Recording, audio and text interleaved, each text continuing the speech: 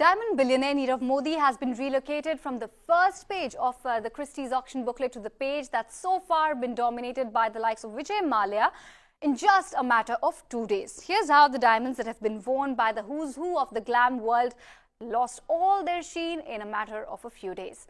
Now, what we know is that Punjab National Bank made a startling revelation that it has detected a fraud of 11,400 crore in one of its Mumbai branches. Now, last week, PNB lodged an FIR with the CBI stating that fraudulent LOUs worth 280 crores were first issued on 16th of January.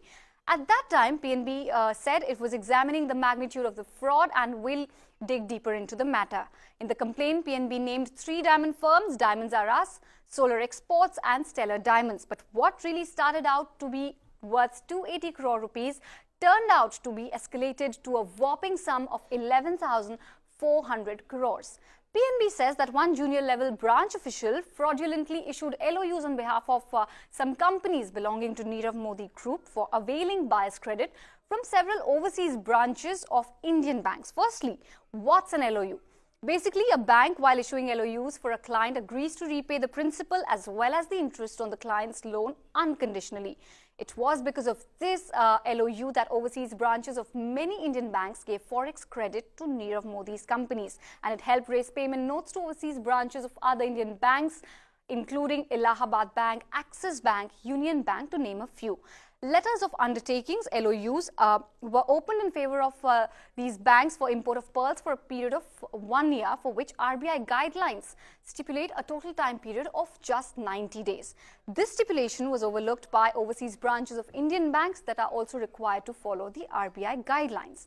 Now, what PNB employees did is that they misused the SWIFT network to transmit messages to Allahabad Bank and Axis Bank on fund requirement. Now, you may wonder what SWIFT is. When an LOU is actually issued, the message of credit transfer is conveyed to overseas banks through the Society for Worldwide Interbank Financial Telecommunication, also known as SWIFT system.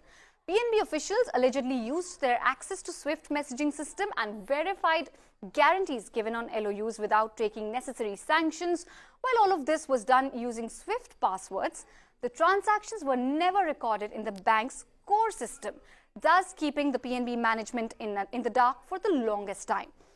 But it was the SWIFT which did actually play the devil. It was the SWIFT trail that finally helped PNB unearth this humongous scam.